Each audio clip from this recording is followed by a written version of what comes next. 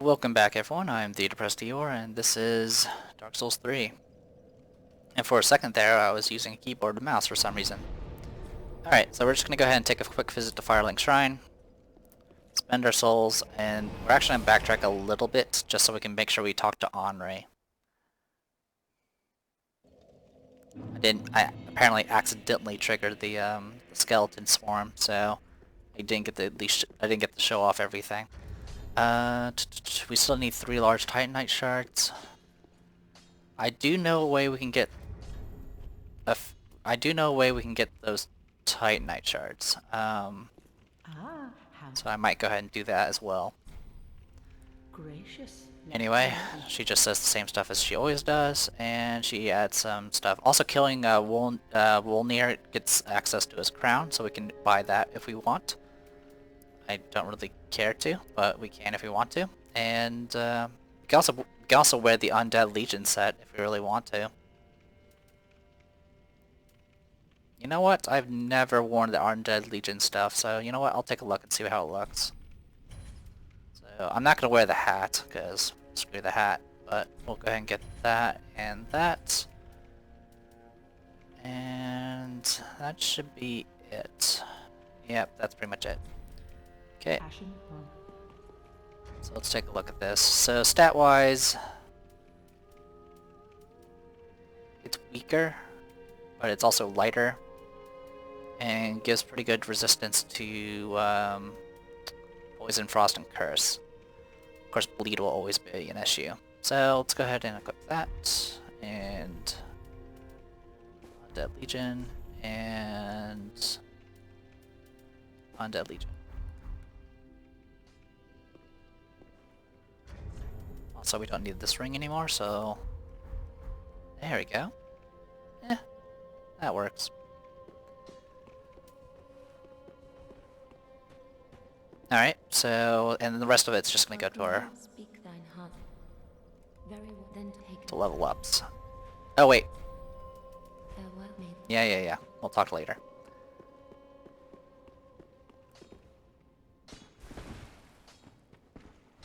So yeah, we're a lot lighter now. Yeah, we're at 41% weight ratio, which is not too shabby. Ah, there you are, and I am pleased. So yeah, if we give the Karthus. Well, I've never seen anything like this. This inscription. This tome is from the catacombs. Fascinating. On this day, the teacher learns alongside the pupil. Alright, and the other one. I'm afraid I cannot accept this. This pyromancy tome is dark and delves into the depths of men where an untouchable flame resides. I cannot comprehend this myself, let alone teach it to you. It is a spell forbidden in the Great Swamp, and nearly everywhere else too. Only one terribly afflicted or burdened by deep sorrow could begin to understand this. So yeah, he will not accept the other tome. And okay, so we now have access to a few more abilities. There's Karthus Beacon, which increases damage increases with the consecutive attacks.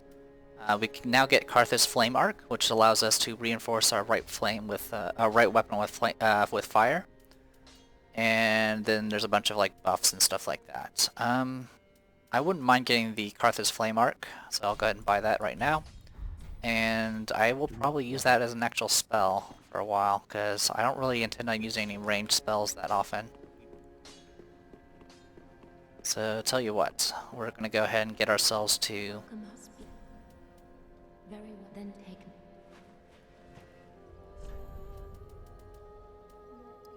There we go. 10 intelligence, 10 faith, and that used up pretty much all of our souls.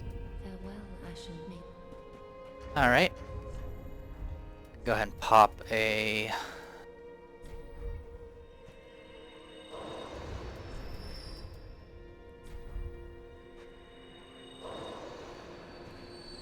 that. I'm gonna go ahead and keep working on Vigor for the time being.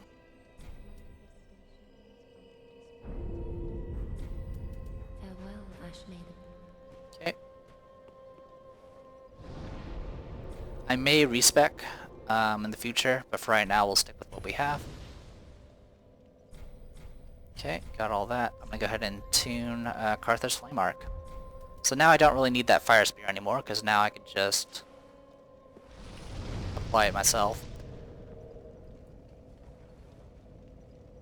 without using an infusion. So good stuff.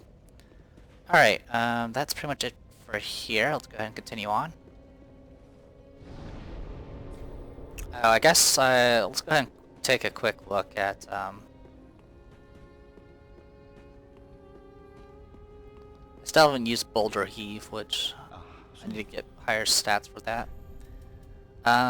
So High Lord Wolnir, or whatever his name is, you can get his sword, which is a great sword. It has the ability of Wrath of the Gods, which allows you to thrust the weapon into the earth and do a massive shockwave. This would be a move that he would use against you whenever he drew his sword.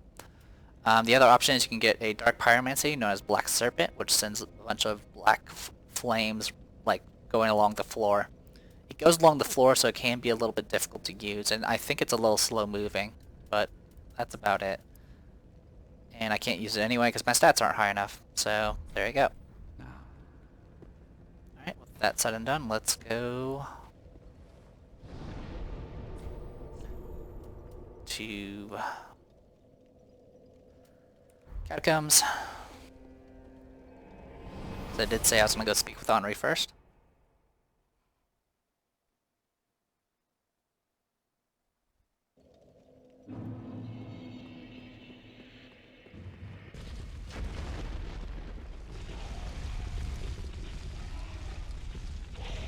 You might be able to outrun that thing if you're fast enough, but I'm not going to take the risk. That thing actually hurts really bad if it hits you, even if it grazes you.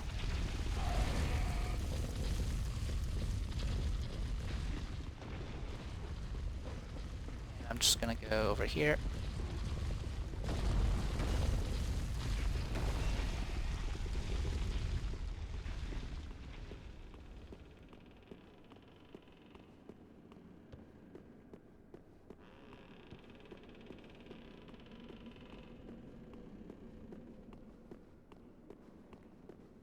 Alright, looks like we're okay this time. So a few things to point out, if I can see it from here. If you look all the way down there in that pit, you can see a few items, but you also see a person down there. Person in black armor and using a spear, or correction, a halberd. Oh, hello. We meet again. Have you seen Horace anywhere? Now, despite the fact that he's literally down in that pit there, I have not seen him. Yes, I see.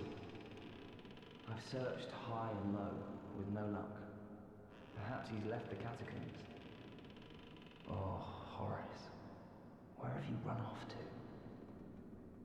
Okay, nothing really else to say to Henri. Later on, if you come back here, there'll be a prism stone here marking that Henri was here, and the prism stones are there to try to help guide Horace back. But if we continue on from here and we go a little bit further into the game here, what will happen? Like if we just choose not to go after Horace, Henri will die.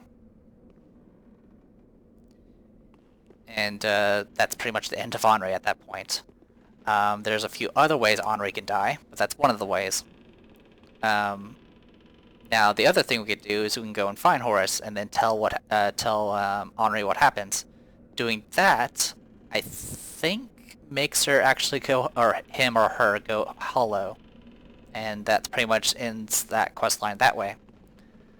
If you find Horace and deal with the problem and then not tell Henri about what happened to Horace, the quest line will continue, and Henri will continue down the plot line until the very end, assuming that she doesn't get killed through some other means. There are a few ways. This is a kind of a fragile quest line, so I'm definitely going to probably take some detours here. So let's go ahead and I think I mentioned before that we're getting close to an area that's completely optional, and this is it. So when the bridge falls, you can actually descend one side of it, using it as a makeshift ladder. And then you can head down this way. But yeah, if you want to get a slightly better look,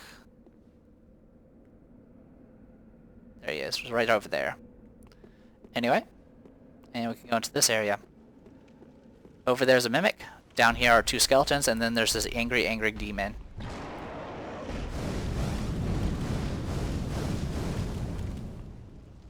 The skeletons and the mimic will fight this demon. In fact, the mimic can supposedly wreck this, monster.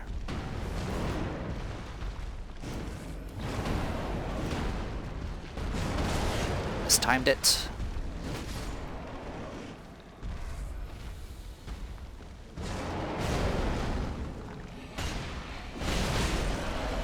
Thanks for the help. Oh my god, stop knocking me back.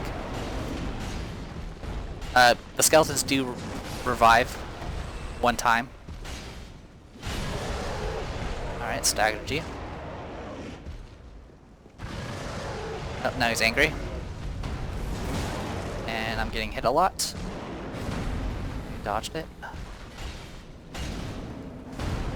Dodged it. Put my lock on.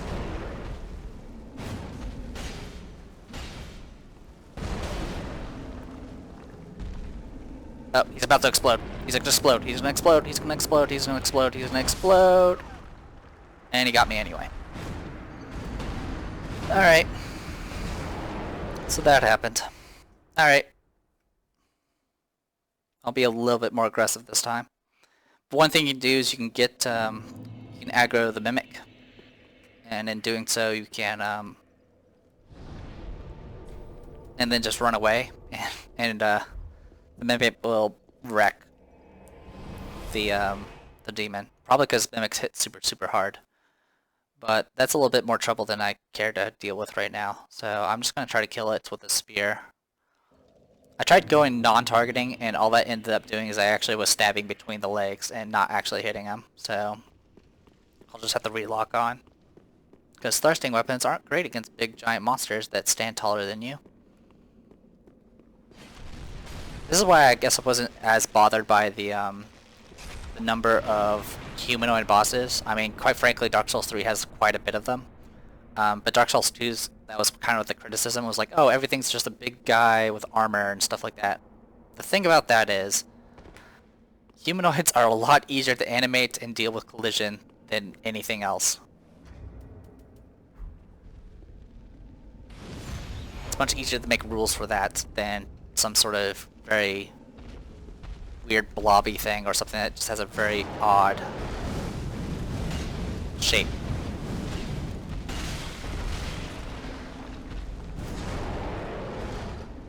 Here, I'm gonna aggro you. Thank you. Nice work.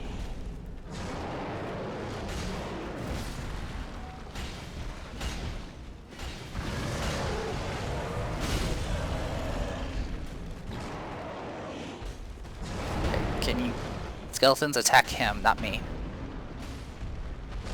Oh, that is some run you got there.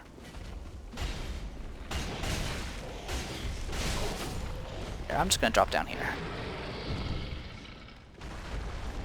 Oh wow, they killed it. Thanks. I'll grab that.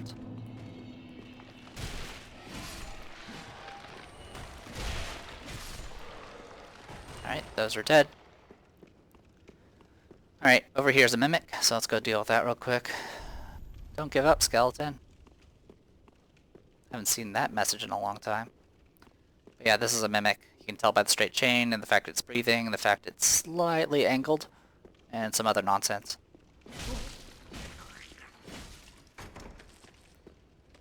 Come on. There we go. Now I can circle you.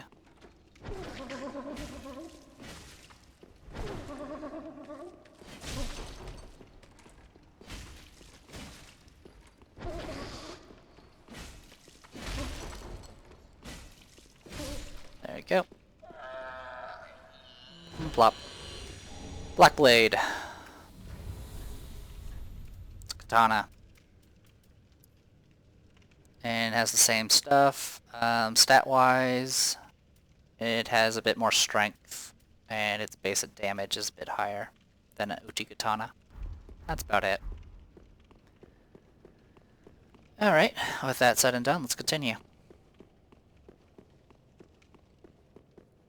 Give me one moment. Okay, so let's continue. Frame rate. All these skeletons will get up a second time.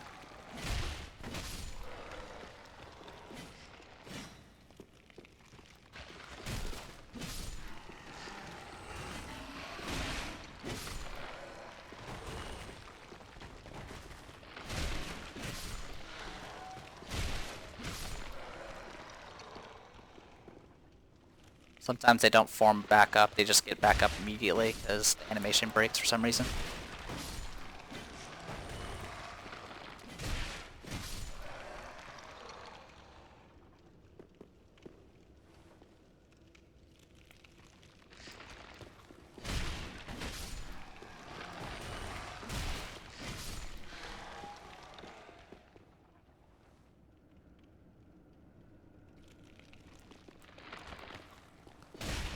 I mean, it's nice they kind of nerfed the whole reviving skeleton thing, but it's actually kind of just tedious now. Because now I know I have to kill them a second time.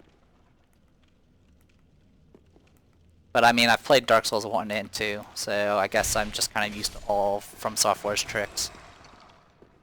I mean, this game came out pretty soon after Bloodborne, like a year after. They were kind of, which means they were probably working on it in parallel, which it probably explains why there's a lot of similarities to the two.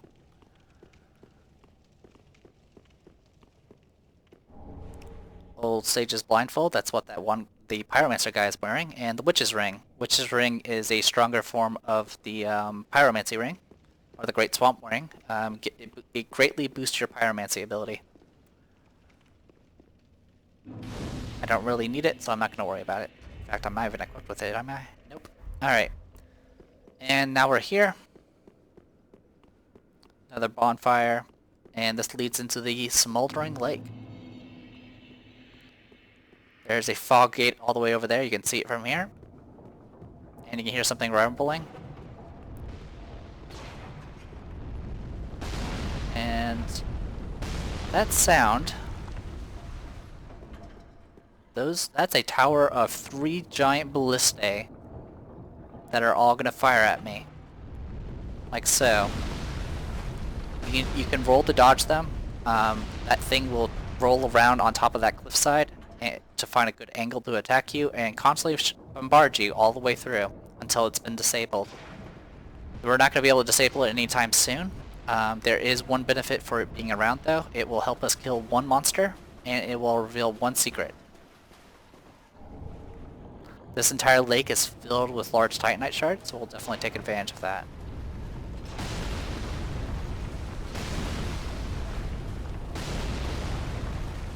You can hide behind trees for cover if you need to.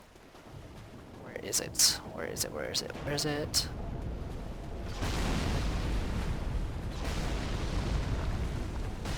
Shots track super well, by the way.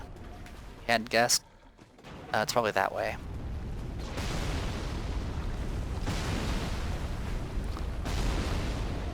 Might see some stone structures here and there. Those things will shatter the moment the ballista hits them. Where is it? Alright.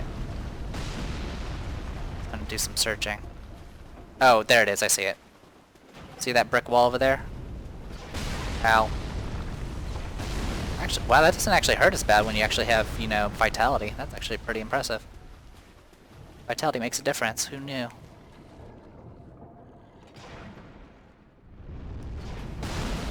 There we go. And we just shattered that wall, and there's an item behind it. This item is a ring. Speckled stone plate ring. Essentially, I mentioned before that I skipped over getting a fire resist ring, but that ring, the ring that we just got, is like a weaker form that protects from all elements. By the way, there's a giant worm there. I need one more large titanite, which I can easily get. Whoop. These ballistic bolts do track, as you probably can tell. It's a little annoying, but I guess I understand why they're doing it since they're shooting from so far away.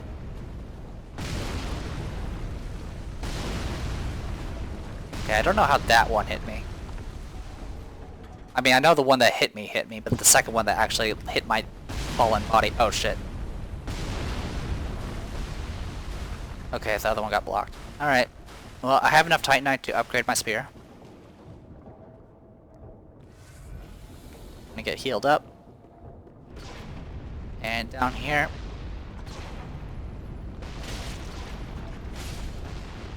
get ourselves a twinkling titanite. Something else to note, if we had continued going deeper into the Smouldering Lake, there would have been giant lava crabs. The lava crabs do drop titanite shards, but we're not going to mess with them. I'll kill them later when the ballista is not shooting down at us. I have done the entire area with the ballista shooting at me. It's a little annoying, but you can do it. There we go. Gotcha. This one has titanite chunk, which means we now have enough to get to +6 and +7 for our spear. But let's go say hi to Horus. Hey, Horus. And unfortunately, Horus is... I believe it's implied that he became hollowed, in which case he went kind of nuts. So if you had ignored finding Horus, he would be hollowed, which means the next time he runs into Henri, which is rather soon, he would actually go and kill Henri.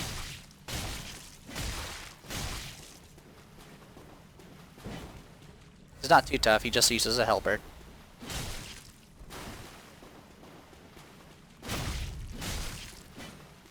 Yeah, I do that jump attack too, and it always hits me too. And just like that, Horus is dead. You can get his shield. And in here are some more large titanites if you need more. And over here is okay, that's...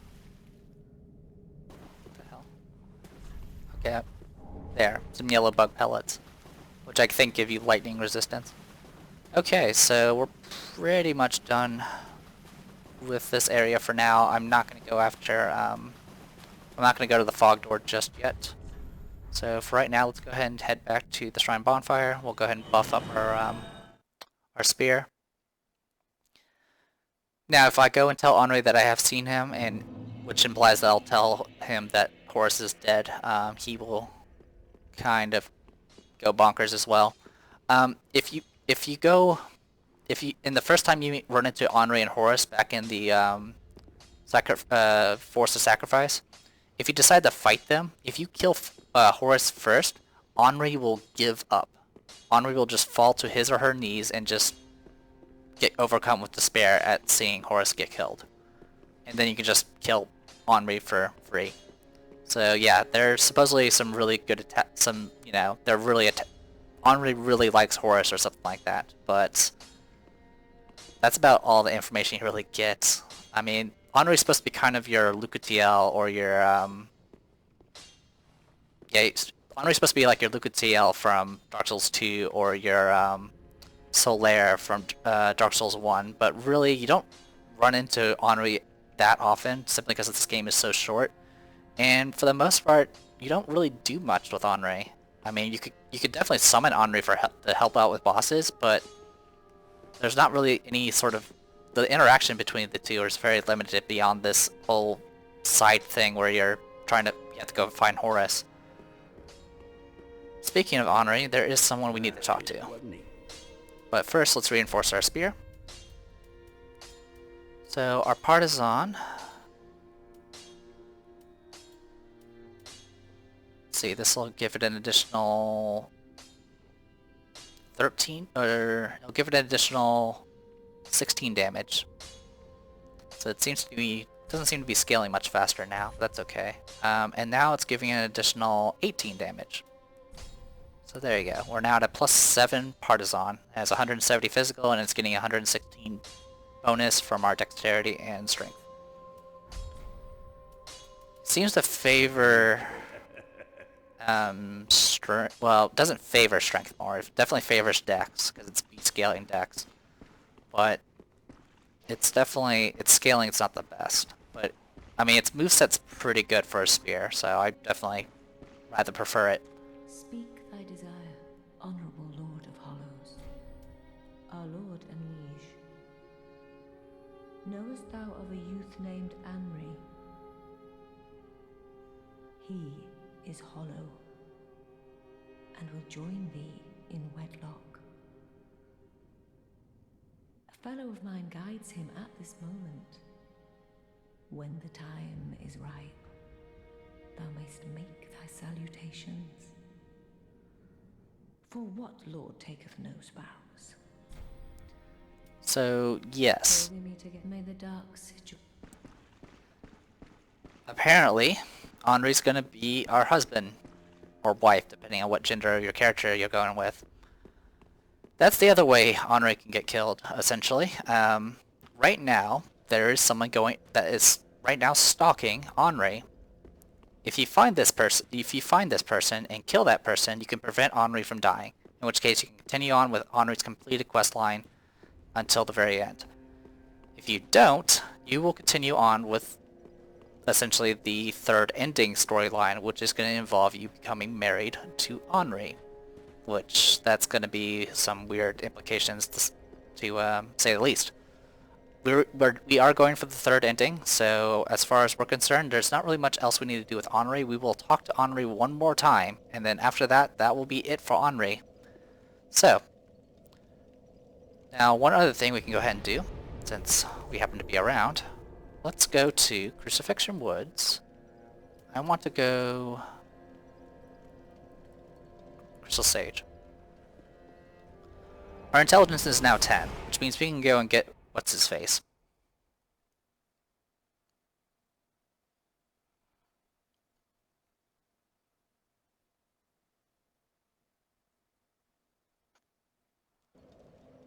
So we're gonna go get what's-his-face, and then we can go ahead and call it a video. In fact, give me one moment. Sorry for all the little pauses. I'm clipping the videos to ensure I don't... If anything bad does happen with my corrupted, like something gets corrupted, it won't affect the entire freaking video.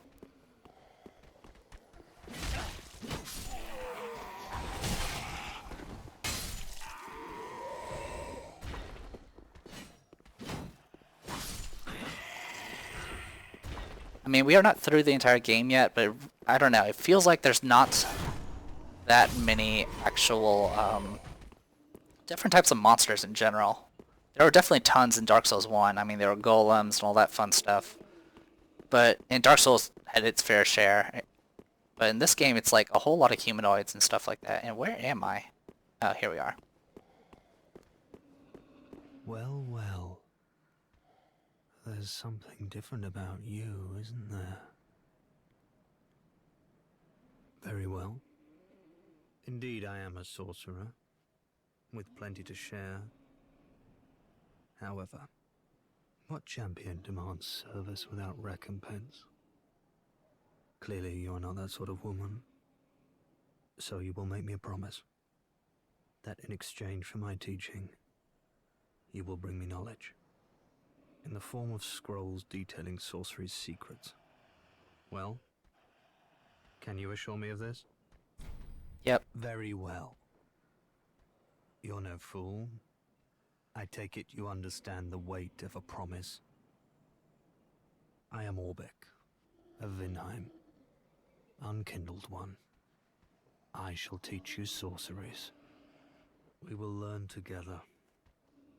It shall be like our very own school. Alright. So yes, if you do not keep that promise, he will leave.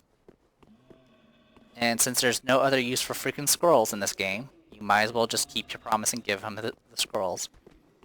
As for his storyline, all you have to do is buy all of his spells. Well, get all the scrolls, give them to him, and buy all of his spells. And in doing so, he will he'll pretty much you'll complete a storyline that way. But there's also a side story that you can do involving what's the freaking Dark Lady, and we'll probably be doing that instead when the time comes. But let's go ahead and head back to Firelink Shrine. The one thing I need to make sure I do is go ahead and give him a scroll, because I'm pretty sure you're supposed to do this before you get past the Abyss Watchers. So let's just do this real quick, just in case, just to avoid him, leaving. There he is. Oh, you're back then. Again, I'm Orbeck of Vinheim, here to teach you sorceries. Let us begin with the basics. The ideal sorcerer bears the twin faces of the dragon. You could at least act as if you're paying attention. Yeah, Twin Dragons, got it. It is folly to claim lives recklessly, friend. Do not be tempted. No matter the victim's stature, every killing has a consequence. Even as I bloodied my hands, I never realized this simple truth.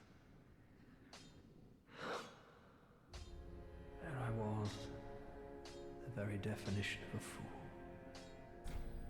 So yeah, Orbeck's got a bit of a past. I don't mean to seem overbearing, but have you forgotten? In exchange for my sorceries, you are to bring me knowledge in the form of scrolls detailing the secrets of sorcery. I hope you're not one to break a promise. He says that a lot. So let's give him a Sage Scroll. Oh my. This is stupendous. And the undead legion of Farron possesses sorceries quite unknown. Thank you for upholding your end of the bargain. I doubt I ever would have made this discovery alone.